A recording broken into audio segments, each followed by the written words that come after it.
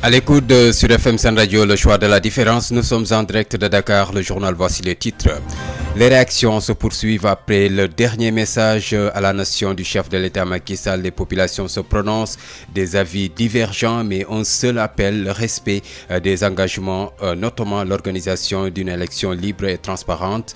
En perspective de la présidentielle, justement, l'Église réagit et invite les acteurs politiques à la culture de la paix et à la sérénité. Le curé de la paroisse Notre-Dame de Purification prie pour un scrutin apaisé. Pendant ce temps, à Matam, les 26 coordinations communales de la coalition Dionne 2024 se mobilisent. Objectif, déchirer le titre foncier de Macky Sall. Litige foncier à Séni Khali, Keur Bamba Ndoye. Nous sommes à Tivaouane. Les populations rejettent un projet de lotissement. Elles ont tenu un sit-in pour s'insurger contre cette décision prise par la mairie sans leur accord. Et puis désormais, les gros porteurs transportant des légumes s'arrêtent à Diamniadio. Cette mesure prise par le gouverneur de Dakar prend effet à partir de ce 1er janvier. Le vice-président de l'ASCOSEN approuve mais alerte sur une éventuelle hausse du prix des légumes sur le marché de Dakar. Et quand la corruption et le laxisme favorisent la violation flagrante des lois et règlements régissant l'ouverture des structures privées au Sénégal, Thierno Souleymane et de l'ex-Africa regrette et dénonce l'absence de contrôle et de sanctions. Notre invité, vous l'entendrez, pointe du doigt la responsabilité de l'État du Sénégal. Et puis en sport, Pape Matar Sarr rassure les Sénégalais sur son état de santé après sa blessure hier à quelques jours de la Coupe d'Afrique des Nations. Voilà pour les titres, les détails c'est après ceci. Bienvenue sur Sud FM. Babacar Samb. Bonjour et bienvenue. Solif Fatia sur la mise en onde de cette édition d'information que nous démarrons avec les réactions des populations sénégalaises suite à la dernière adresse à la nation du chef de l'État hier.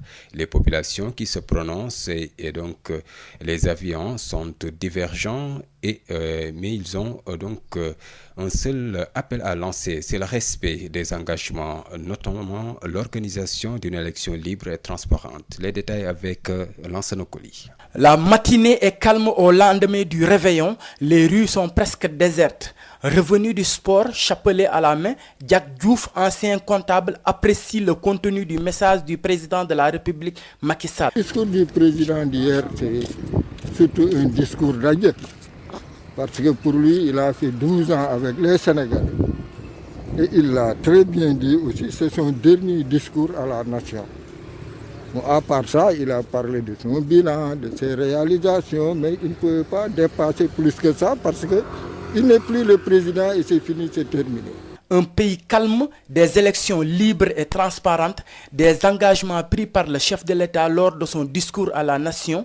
Sous le couvert de l'anonymat, cet homme âgé de 82 ans en tenue traditionnelle espère que les paroles vont être suivies d'actes concrets. L'essentiel, c'est effectivement ce qu'il a déjà annoncé, mais c'est vrai, nous sommes l'application. Et ce qui est difficile, mais il n'a qu'à appliquer. C'est l'essentiel. Ayant eu écho du discours via les réseaux sociaux, cet ancien pilote teint clair affirme que le président est passé à côté de son sujet et dresse un tableau sombre de son magistère. Le peuple souffre. Il n'a pas parlé des jeunes qui sont morts. Et je pense que c'est très important. Il aurait dû avoir une pensée pour ces jeunes qui ont été tués dans les manifestations. Il aurait dû penser aussi à ceux qui s'en vont au Nicaragua pour aller aux États-Unis. Qui va prononcer le prochain discours de fin d'année? La question reste en suspens en attendant l'issue de l'élection présidentielle de février 2024. Lansana collé en perspective de cette présidentielle, le curé de la paroisse Notre-Dame de Purification invite les acteurs politiques à la sérénité et à la culture de la paix. Abbé Jean-Félix Diandi a dirigé une conférence dans le cadre de l'année jubilaire de sa paroisse qui célèbre ses 175 ans, s'il vous plaît, d'existence. Moustapha Sall. Les acteurs politiques sont invités à la sérénité et à avoir la culture de la paix. Selon le curé de la paroisse Notre-Dame de la Purification de Joal, sans la paix, pas de développement. Il prêche ainsi pour des élections apaisées. Abbé Jean-Félix Diandi, je suis le curé de la paroisse Notre-Dame de la Purification de Joal, qui est une paroisse jubilaire. Elle a déjà commencé depuis février dernier à célébrer 175 ans. Nous sommes bien entendu à quelques jours ou semaines des joutes électorales. C'est l'occasion justement d'appeler tous les acteurs politiques à la sérénité, à cultiver la paix. Et je rappelle tout simplement qu'à chaque célébration eucharistique, l'Église prie pour les acteurs politiques. Et dans cette prière qui est adressée à Dieu pour ces acteurs politiques, c'est justement les inviter à cultiver, à avoir la culture de la paix. La culture de la paix, c'est parce que sans la paix, pas de développement. Sans la paix, rien ne peut se faire. Alors j'invite tous les acteurs politiques à avoir une culture intrinsèque de la paix. Voilà, c'est cela que je voulais lancer comme appel et j'espère que ça arrivera dans le cœur de tous ces acteurs politiques-là qui sont en train justement de vouloir diriger notre cher pays, le Sénégal. La consolidation du dialogue islamo-chrétien est un sacerdoce pour le prêtre qui estime que cette communion est une chance pour le Sénégal. Tout à fait. De jour en jour, mon souci est porté sur cette coexistence, cette communion entre musulmans et chrétiens. Toutes les activités que nous organisons à l'Église, nous faisons le devoir d'inviter les dignitaires musulmans, les chefs de quartier qui sont pour la plupart des musulmans. Alors nous invitons tout le monde, même dans le cadre de cette fête-là que nous sommes en train de préparer, lors de la célébration des 175 ans, bien entendu. Dans le cadre de la célébration des 175 ans d'existence de la paroisse Notre-Dame de la Purification de Joal, pour l'année jubilaire, l'archevêque de Dakar, Monseigneur Benjamin Ndiaye, va célébrer la messe d'action de grâce en début du mois de février prochain. Moustapha Sall, Joal, Sud FM. Moustapha Sall, nous poursuivons avec la présidentielle. Les 26 coordonnateurs communaux de la coalition John 2024 se sont retrouvés à Ourossogui.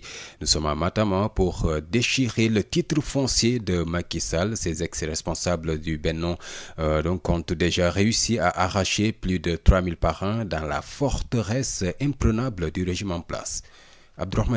La coalition John 2024 a rassemblé ses 26 coordonnateurs communaux de la région de Matam pour échanger sur les stratégies de massification, nous dit le délégué régional Bokar Diallo. Nous nous sommes rencontrés ici à Ourossogui, l'ensemble des coordonnateurs des 26 communes de la région de Matam. Maintenant aussi qu'ils dégagent des stratégies de massification de la coalition John 2024 dans la région de Matam. C'est pour donner l'information à l'opinion nationale, internationale, que la coalition John 2024 est très bien présente dans la région de Matam. La preuve, la coalition a déposé 3200 parrains entre les mains du président Mohamed Boun Abdallah Dionne. Ces nouveaux alliés de Boun Abdallah Dionne, qui sont pour la plupart d'anciens responsables politiques du Benno Bokk Yakaar, auraient choisi le bon moment pour quitter le navire avec l'intime conviction de travailler avec le futur 5e président. Nous avons senti que le régime est un régime finissant. Tous les gens qui nous ont parrainés, ils étaient du Benno Bokk Yakaar. Ce sont des gens qui ont vraiment du poids électoral dans leur localité. Voyez ces têtes qui sont derrière moi, ce sont des conseillers. Il y a 14 conseillers municipaux qui sont avec nous dans le département de Ranérou. Il y a les conseillers municipaux de la commune de Ourossogui qui viennent récemment de quitter le Benno Bokk Yakaar pour rejoindre la coalition John 2024. Sans avoir effectué les déplacements dans la 11e région du Sénégal, Mohamed Boun Abdallah Dionne et sa coalition ont pu tout de même collecter plus de 3000 signatures de parrains dans ce qui était jusqu'ici la forteresse imprenable du Benno Bokk Yakaar. Matam, Abdourahmane Diène pour Sud FM. Sud FM, l'info, c'est ici. 12h10 dans nos studios ici à Dakar. Même heure si vous êtes à Tivaouane, litige foncier à Séni Khali, Kër Bamba Ndoye et villages rattachés. Les populations ont exprimé leur colère et rejeté le projet de lotissement de la mairie de Tivaouane, une initiative prise sans leur accord. Elles décident d'engager le combat pour conserver leurs terres. Un sit-in a été organisé à cette occasion. Babacar Sow. Colère des populations de Séni Khali, Kër Bamba Ndoye et villages environnants dans la commune de Tivaouane en cause la dépossession de leurs terres par la dite commune. Une commune qui par la force veut mettre la main sur plus de 400 hectares où de lourds investissements ont déjà été consentis par les populations qui sont propriétaires de ces terres. Des populations qui disent non et comptent s'opposer jusqu'à la dernière énergie. Elles ont organisé un sit-in devant la presse. Chimère Fall, porte-parole. Ces populations disent non à ces lotissements. Des investissements ont été consentis, de très lourds investissements. Et ça, c'est inadmissible. On ne peut pas investir sur un terrain des dizaines de millions et juste nous voir rétrocéder sur nos terrains qui nous appartenaient le tiers en guise de dédommagement. Nous savons que la loi autorise les lotissements, mais elle donne obligation à la mairie de négocier avec les propriétaires et n'a pas le droit d'exercer la force sur ces gens-là. Nous sommes réunis aujourd'hui pour dire non à ce lotissement-là et nous voulons que la mairie sache qu'ils n'ont pas le pouvoir ni le droit, sinon ils devront passer sur nos corps. Un projet de lotissement qui ne vient pas à son heure de l'avis de ces populations, selon qui il y a d'autres priorités dans cette zone qui manque de tout. Chimère Fall, porte-parole de ces populations. Ce projet-là ne vient pas à son heure. Il y a d'autres priorités. Ici, les gens ont besoin de routes, d'électrification courante, de santé. Ces gens n'ont rien fait pour ces localités-là et veulent maintenant établir des lotissements. Donc nous disions non. Et pour passer ce lotissement-là, ils devront forcément avoir notre assentiment. Sinon, ça ne passera pas. Voilà. Je tenais à dire aussi que nous ne sommes pas un mouvement politique. Et je pense que le chef de l'État ne veut pas de problèmes fonciers, surtout en ce temps-là. Si j'ai un message à faire passer, c'est qu'il sache que les populations se dresseront comme un seul homme pour protéger leurs biens. Tivaouane Babacar Sow depuis Sirou Khali pour Sud FM. Entrée en vigueur ce 1er janvier 2024 de la mesure interdisant aux gros porteurs transportant des légumes frais en provenance de l'intérieur du pays ou de l'étranger de ravitailler les différents marchés de Dakar. Ces derniers vont désormais vendre leurs produits au marché d'entrée du pôle urbain de Diamniadio. Cette mesure prise par le gouverneur de Dakar va permettre de désengorger Dakar et de lutter contre l'occupation anarchique de certaines artères de la capitale sénégalaise Dakar. Le vice-président de l'ASCOSEN approuve cette décision. Mohamed Cissé invite le ministre du Commerce à prendre les arrêtés nécessaires au bon fonctionnement du marché d'entrée national de Diamniadio. Mohamed Cissé alerte sur d'éventuelles hausses du prix des légumes sur le marché de Dakar. Il est au micro de Khabse Elimandouane.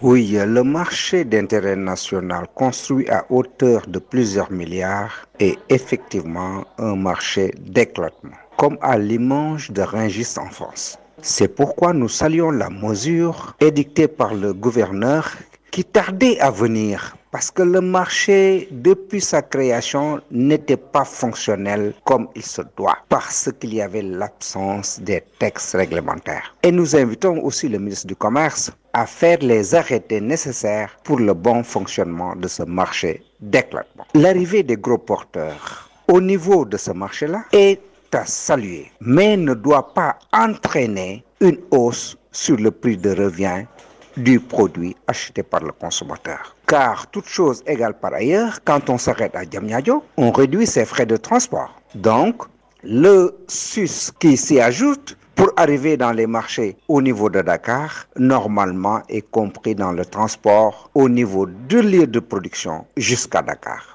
Donc, il ne doit pas y avoir une hausse sur le prix de revient du produit importé quand le gros porteur s'arrête à Diamniadio. Cependant, chose nécessaire à savoir, c'est qu'un marché d'éclatement n'est pas un marché où les produits doivent être stationnés pendant un bon moment, ce qui entraîne des frais de charge qu'on doit éviter. Donc, le produit arrivé à Diamniadio doit être pris par les commerçants pour les acheminer dans les lieux de vente et non pas les laisser là-bas pour que ces produits-là subissent des frais supplémentaires. Je pense que c'est très important, ça crée un désencombrement et le laboratoire d'analyse qui permet de voir si nos produits issus des terroirs sont des produits sains doivent être fonctionnels dès les premières heures.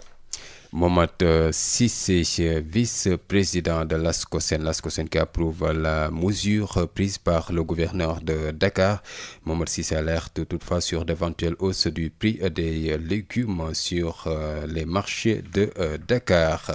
Et puis, les acteurs du transport font le bilan de l'année 2023, mois de tracasserie et de contrôle, la fin du transport illégal et la matérialisation des accords par paraphé avec l'État du Sénégal.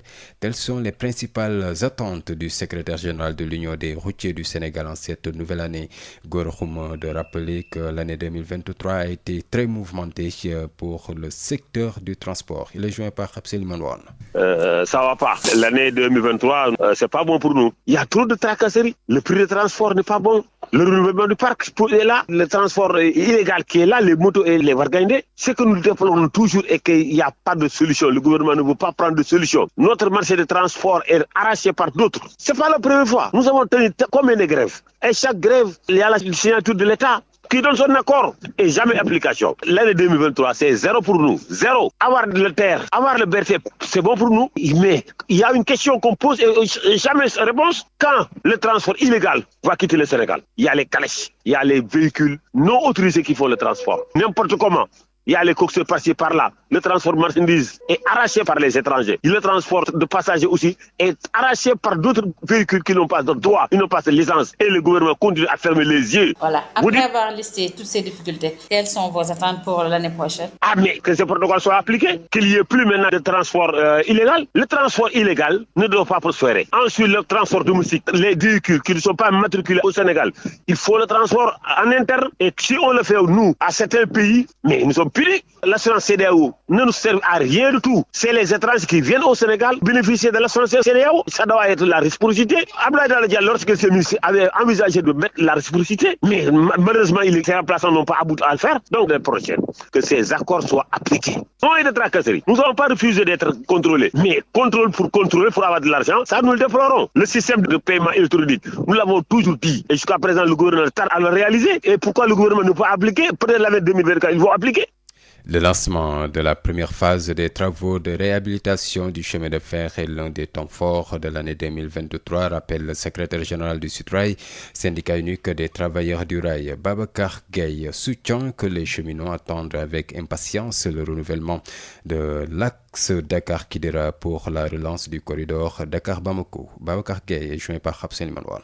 L'année 2023 a été marquée par le lancement des travaux de réhabilitation du chemin de fer Dakar-Tamba phase 1. Dans cette phase, il a été question de remettre à niveau une infrastructure à la limite inexistante, c'est-à-dire de la désensabler dans des zones comme Thiès, Khombole, Diourbel, remonter et balastrer dans des zones où il y avait un grand déficit, changer les rails, vandaliser dans les zones de Koungheul, Kaffrine, refaire les ouvrages d'art et les zones de coupure. Mais aussi la réfection des gares comme Thiès, Mbacké, Touba, Koungheul et Tambacounda. Ainsi, on peut dire qu'après cette deuxième phase est très satisfaisante en termes de résultats et d'acquis, on va se lancer vers les perspectives. Ces perspectives ne sont rien d'autre que la mise en œuvre du projet ferroviaire de l'État du Sénégal, dont notamment le renouvellement à neuf de l'axe Dakar-Kidira pour véritablement relancer le corridor Dakar-Bamako. Dans cette relance du corridor Dakar-Kidira, donc on aurait franchi une étape très importante qui est d'asseoir une plateforme qui va nous servir de moyen de départ pour les grands chantiers de cette reprise du corridor. Maintenant, on peut se dire donc très satisfait et très ambitieux par rapport à l'avenir, mais aussi conscient aussi du reste à parcourir. Mais la dynamique est bonne pour relever le défi final. À l'instant, Babacar Gueye, secrétaire général du SUTRAI, syndicat unique des travailleurs du rail. Non-respect de la législation et des réglementations par rapport à l'ouverture des structures privées au Sénégal. Thierno Souleymane Niang, chercheur membre de l'Ex-Africa, déplore l'absence ou bien même le non-respect des normes et fustige le manque de contrôle en amont et de sanctions en aval. Il déplore aussi le laxisme et souvent les pratiques de corruption qui entourent ces faits et en appelle à la fermeté des pouvoirs publics. Vous l'entendrez, il sera l'invité de la rédaction. Sud FM vous transporte partout au Sénégal et dans le monde. Sud International. Qui nous mène en République démocratique du Congo, c'est pour parler des résultats de la présidentielle. Déception dans l'opposition après les résultats de la présidentielle. Félix Tshisekedi a été réélu pour un second quinquennat selon des chiffres officiels publiés hier par la commission électorale CENI. Aucune surprise car les tendances étaient publiées depuis plus d'une semaine. Les résultats officiels sont cependant contestés par l'opposition qui brandit des irrégularités et cas présumés de fraude sans vouloir aller jusqu'au bout de la contestation devant la justice. Et puis la guerre entre Israël et le Hamas, pas de trêve à Gaza, en tout cas au premier jour de 2024, Israël et la bande de Gaza sont entrés dans l'année 2024 sans pause dans les combats. L'armée israélienne a poursuivi son pilonnage intensif du territoire palestinien. Le Hamas a tiré de roquettes sur Tel Aviv et le sud d'Israël au moment exact du nouvel an. Retenez que face au raid israélien des dernières semaines à Gaza, environ 1,9 million d'habitants ont dû fuir leur foyer et 1,5 million d'entre eux sont sans abri. Parlons sport dans ce journal. Blessure de l'international sénégalais Pape Matar Sarr. Le milieu de terrain sénégalais donne de ses nouvelles et rassure les Sénégalais sur son état de santé. Plus de peur que de mal. On se voit à la Coupe d'Afrique des Nations. A-t-il réagi sur son compte X? Pape Matar Sarr est sorti hier sur blessure, je vous le rappelle, quelques minutes après avoir ouvert les scores pour le compte de son club Tottenham. Ligue 1 sénégalaise, 10e journée. AS Pikine a été tenu en échec hier par Génération Foot, match nul et vierge. US Gorée a reçu et battu Uzo par 1-0. Même score entre Sonacos et Diamono. Fatigue en faveur des Huiliers. Dakar Sacré-Cœur occupe provisoirement la première place du championnat après son match nul samedi face à Guédiawaye FC. En attendant, bien sûr, l'issue du match entre Casa Sport et Teungueth FC est prévue mercredi. Sud FM, l'invité du jour. Thierno Souleymane Niang, chercheur membre de l'Ex-Africa. Il répond aux questions d'Amadou Moustapha Dia. Thierno Souleymane Diop Niang, bonjour. Bonjour. Vous êtes membre de l'Ex-Africa. Aujourd'hui, on s'intéresse à la question de la législation et de la réglementation dans plusieurs secteurs. On note qu'il y a des défaillances à ce niveau-là, des structures qui ont pignon sur rue, alors qu'elles ne sont pas en règle avec l'administration par rapport aux autorisations requises. Alors, qu'en pensez-vous? Alors, moi, je pense que c'est extrêmement grave parce que à ce niveau, l'État doit agir. Et quand je parle d'agir, c'est d'abord en amont. C'est l'État qui doit assurer le contrôle de la légalité de certaines structures. Et lorsque ça n'arrive pas, il y a des défaillances au niveau des services de l'État. Je pense que cela, malheureusement, a généré ce genre de situation comme ce qu'on est en train de vivre. Et je pense qu'il faut déplorer ça. Mais il faut très vite corriger cette imperfection. Et il incombe à l'État d'organiser certains secteurs qui sont cruciaux pour la société, mais pour un peu la marche de notre nation.